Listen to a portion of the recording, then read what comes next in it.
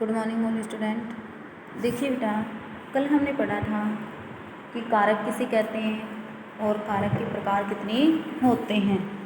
तो 8 प्रकार होते हैं, कर्ता, कर्म, करण से, सत्प्रदान है ना, अपादान, ये पढ़े थे। तो हमने कल जो पहला होता है कर्ता कारक, उसके बारे में हमने जानकारी ली थी कि वाक्य में जो शब्द काम करने वाले के अर्थ में होता है, वाक्य में जो शब्द काम करने वाले के अर्थ में आता है उसे कर्ता कारक कहते हैं। यानी जो कार्य करता है उसे क्या कहते हैं? कर्ता कारक। या क्रिया का करने वाला कर्ता कहलाता है, और कार्य को करेंगे तो वो हमारी क्रिया हो गई। इसमें विभक्ति ने होती है। कौन सी होती है? ने, कर्ता ने। तो आप याद रख सकते हैं कि कर्ता, कर्ता ने, ये कारक है और ये विभक्ति। देखिए, कारक है, कारक कर्ता, विभक्ति, विभक्ति है ने। ठीक, तो ये आपको समझ में आ गई कि विभक्ति कौन सी है? ने है, और कारक कौन सा है? कर्ता। ये कल हमने पढ़ा था इसके बारे में। जैसे मोहन खाता है या मोहन ने खाना खाया, खाता है, मोहन खाता है, इसको आप लिख सकते हो कि मोहन ने खाना खाया, मोहन ने खाना खाया। ठीक है, तो मोहन ने कौन सा कार्य किया? खाना खाने का कार्य किया। ये देखा था हमने। मोहन करता है अर्थात कर्ता मोहन है। मनोज ने पत्र लिखा, मनोज ने क्या किया? पत्र लिखने का कार्य किया। विशेष, कभी कभी, विशेष का मतलब होता है नोट।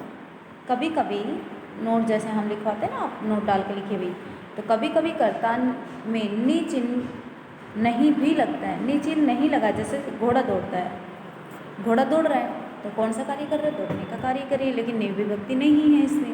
यदि आपको पूछा जाए कि इस पंक्ति में बताइए कौन सा कारक है, तो घोड़ा दौड़ता, घोड़ा दौड़ने का कार्य कर रहा है, क्रिया हो रही है इसमें, घोड़ा अपना कार्य कर रहा है, तो कर्ता कारक हो गया। ठीक, आगे देखिए आप, ये हमारा दूसरा है कर्म कारक। दूसरा है कर्म कारक। जिस संज्ञा या सर्वनाम पर क्रिया का प्रभाव पड़े उसे कर्म कारक कहते हैं। कि जिस संज्ञा या सर्वनाम पर क्रिया का प्रभाव पड़े वह कर्म कारक कहलाता है। दूसरे शब्दों में वाक्य में क्रिया का फल जिस शब्द पर पड़ता है उसे कर्म कारक कहते हैं। यानी कर्म पर ही पड़ता है, कर्ता पर न पढ़कर कर्म पर कर पड़ता है। इसकी विभक्ति को है। इसकी विभक्ति क्या है? को। तो देखिए, कर्ता की क्या थी? कर्ता की ने, कर्ता ने। अब कर्म को, कर्म को। तो आपको ऐसे विभक्ति याद रखनी है, कर्ता ने कर्म को, कर्ता ने कर्म को, कर्ता ने कर्म को। 2-4 बार बोलोगे तो आपको याद हो जाएंगी। ठीक है, इतना आपको समझ में आया कि जो कर्म कारक है इसमें क्रिया का जो प्रभाव है वो किस पर पड़ता है? कर्म पर पड़ता है। क्रिया का प्रभाव या क्रिया का फल, क्रिया का फल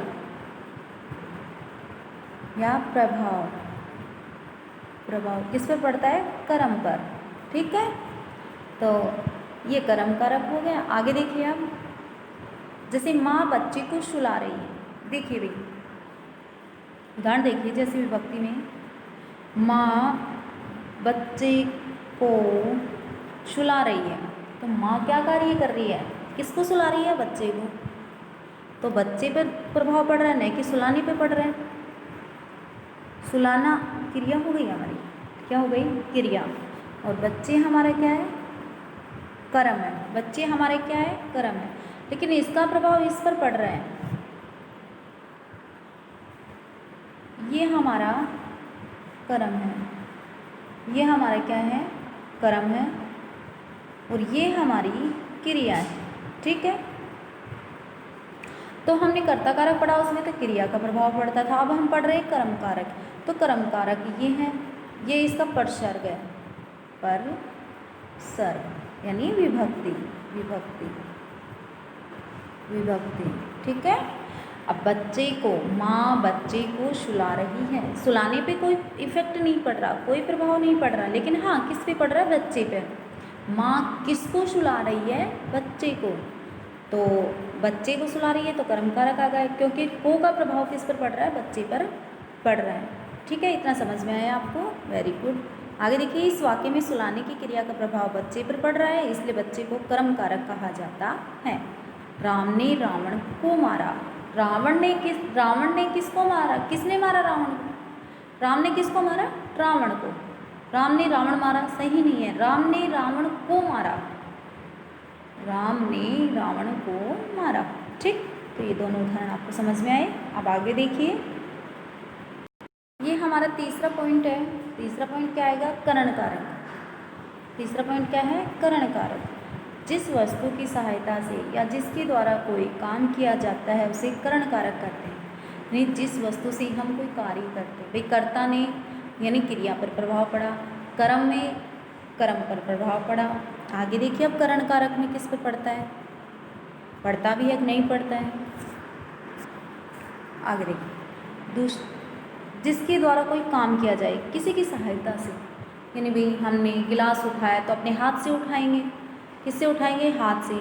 तो यानी हाथ से हमने क्या किया, काम किया, हाथ से काम किया, किससे काम किया, अपने हाथ को काम में लिया और फिर गिलास को उठाया, तो ये हमारे हाथ से उठाने कार्य हो गया। देखिए दूसरे शब्द में कि वाक्य में जिस शब्द से क्रिया के संबंध का बोध हो उसे करण कारक कहते हैं। जिस शब्द से, जिस वाक्य में जिस शब्द से क्रिया के संबंध का बोध हो उसे करण कारक कहते हैं। ठीक है, इसमें विभक्ति कौन सी है, से। कर्ता ने कर्म को करण से, कर्ता ने कर्म को करण से, कर्ता ने कर्म को करण से। हम आँखों से देखते हैं, हम आँखों से देखते हैं, हम देखते हैं, ये हटा दोगे अगर, मान लीजिए ये देखिए हमने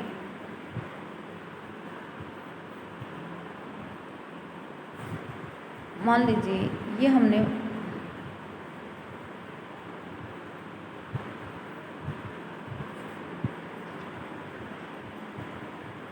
वाइट कर दिया। ठीक है, जैसे ये हमने क्या कर दिया, वाइट। ये मान लीजिए हमने यहाँ हटा दिया। हम देखते हैं, किससे देखोगे, कान से थोड़ी देखोगे भाई, कान से नहीं देखेंगे, किससे देखेंगे, किससे देखते हैं, आँखों से ही देखते हैं ना, किससे देखते हैं, आँखों से। तो देखिए ये हटाया यहाँ पे, तो अब देखिए कि हमने आँखों से देखा कि किससे संबंध पाया गया, आँखों से। हमने गिलास उठाया हाथ से, हमने देखा आँखों से, चले पैरों से, सुने कानों से, है ना। इस प्रकार से जो भी क्रिया जिसके द्वारा की जाए, जिसका संबंध हो, उसको कहते हैं। आगे देखिए, इस वाक्य में देखने की क्रिया करने के लिए आँख की सहायता ली गई, यानी देखने का जो कार्य है वो किसके द्वारा किया गया, आँखों की सहायता से। आँखों से करण कारक है। कर्ता ने सबसे अधिक प्रत्यक्ष चिन्ह भी, ठीक है, ये भी आगे दीजिए। अधिकर प्रचलित कर्ता ने कर्म को करण से के द्वारा अलग, है ना, ये देख, से अधिक ज़्यादा प्रचलित से ही है। ठीक, तो करण का अर्थ साधन होता है, अतः से चिन्ह वही करण कारक का चिन्ह है जहाँ पर साधन के अर्थ में प्रयुक्त हो। निकरण का अर्थ होता है साधन, करण का अर्थ क्या होता है, साधन, और से का चिन्ह वहीं पर लगेगा जहाँ पर हम साधन का प्रयोग करेंगे। यानी हमने देखने के लिए किसका प्रयोग किया, आँखों का प्रयोग किया, तो आँख क्या एक साधन है, तो से लगाएंगे इसमें। आँखों को तो जसता ही नहीं है, इसलिए। ठीक, तो आज के लिए इतना ही, आपको समझा दिया है, अच्छे से बता दिया है। ध्यान से पढ़िए और अपनी कॉपी में, नोटबुक में उतारिए। आज के लिए